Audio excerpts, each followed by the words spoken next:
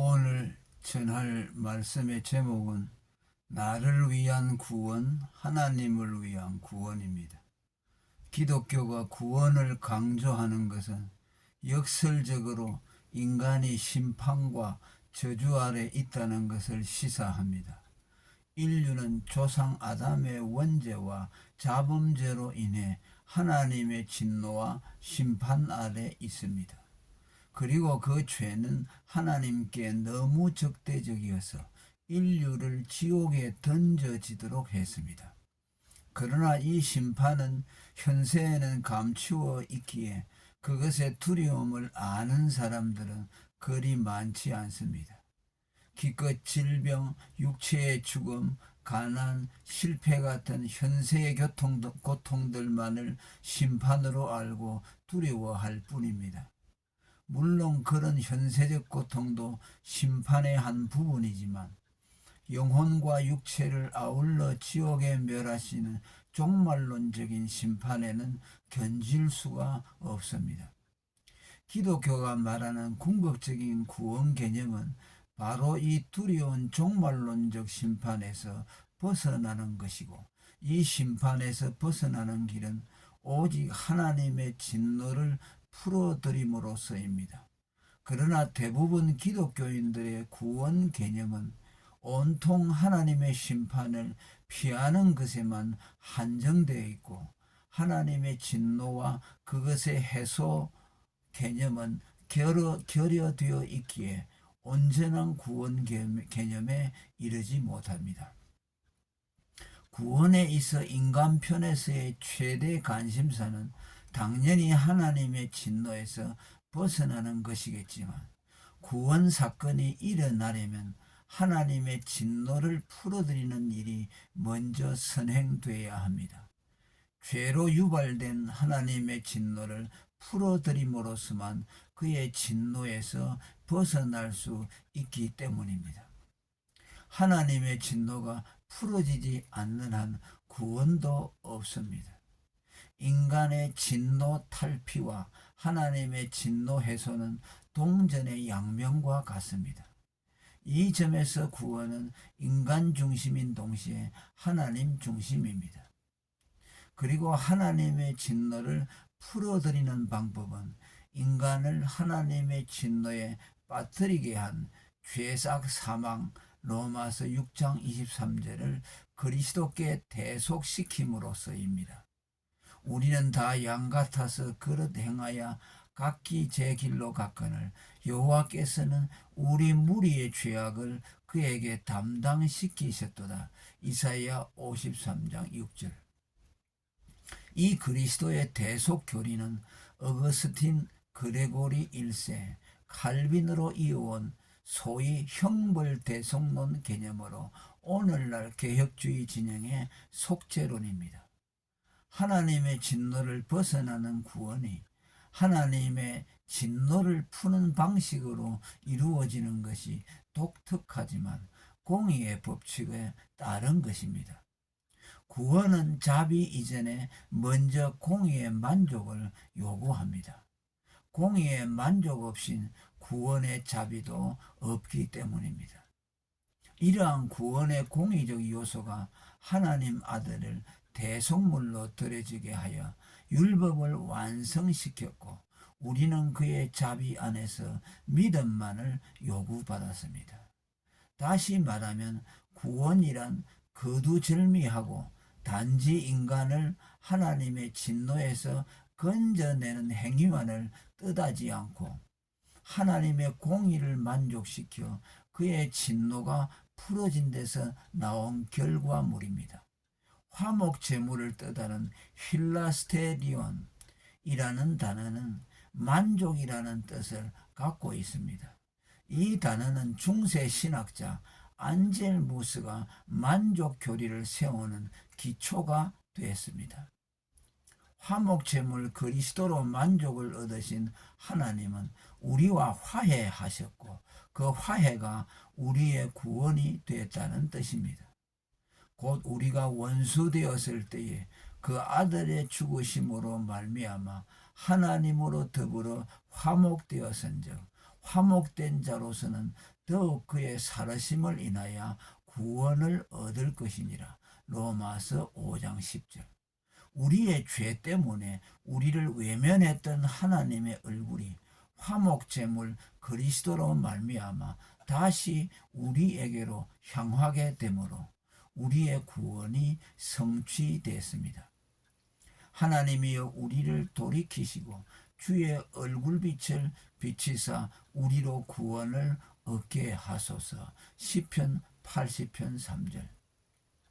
구원을 말하면서 화목을 전제하지 않고 다만 하나님의 진노에서 건짐받기만을 원한다면 우물에서 숭늉을 찾는 격입니다.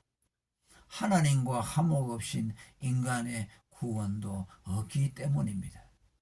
그리고 그리스도의 화목제물 되심은 율법적 공의만 만족시킨 것이 아니라 그의 분노의 고통도 풀어드렸습니다. 하나님의 진노가 인간에게만 고통을 준 것이 아니라 진노를 쏟는 하나님 자신에게도 고통이었다는 뜻입니다. 성경이 인간의 죄가 하나님을 괴롭혔다고 한 것은 인간의 죄가 하나님께 분노의 고통을 안겨주었음을 염두에 둔 것입니다.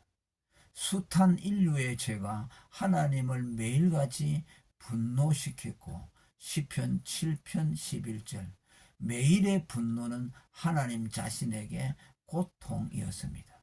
이러한 성부의 진노의 고통을 유일하게 아시고 또한 그 진노를 유일하게 풀어드릴 수 있는 이가 오직 그리스도 자신뿐임을 아시는 성자께서 자신을 화목제물로 드려 하나님의 진노를 풀어드렸습니다. 그리고 하나님의 진노가 풀어졌을 때 그의 분노의 고통도 사라졌습니다. 진노의 풀어짐이 인간에게는 구원을 갖다 주었고 하나님께는 분노의 고통을 멈추게 해드렸습니다. 구원을 하나님 자신을 위한 일이라고 하신 말씀에는 이런 의미도 함의되어 있습니다. 자기를 위하여 구원을 베푸셨도다. 시편 98편 1절. 구원이 하나님 중심적이라는 사실은 또 다른 측면에서도 확인됩니다. 곧 구원이 우리를 살리는 것일 뿐더러 하나님의 소유를 뜻하는 구속 개념의 함의에 서입니다. 구속을 받아 처음 익은 열매로 하나님과 어린 양에게 속한 자들이니 계시록 14장 4절. 하나님이 자기 피로 사신 교회 사도행전 20장 28절. 너희는 값으로 사신 것이니 고린도전서 7장 23절. 일찍 죽임을 당하사 사람들을 피로 사서 하나님께 드리시고 계시록 5장 9절 등입니다. 구원에 함의된 구속 개념의 최종적인 구원의 보장을 약속합니다. 구속자가 영어 성경에는 리디머로 번역되었습니다. 하나님께 속했다가 죄로 사단에 소유된 사람을 그리스도의 피로 다시 하나님이 되샀다는 뜻입니다. 구속이 하나님의 소유와 동일시 되었습니다. 다음의 본문도 그것을 말합니다. 야곱아 너를 창조하신 여호와께서 이제 말씀하시느니라. 이스라엘아 너를 조성하신 자가 이제 말씀하시느니라. 너는 두려워 말라. 내가 너를 구속하였고 내가 너를 지명하여 불렀나니 너는 내 것이라. 이사야 43장 1절. 이러한 하나님 소유됨의 구속 개념이 하나님과 성도를 윈윈하게 했습니다.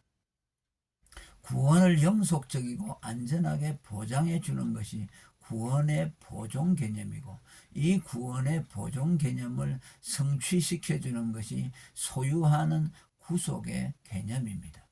하나님이 우리를 구속하여 자기 것으로 소유해 주심으로 우리의 구원을 보장하셨습니다.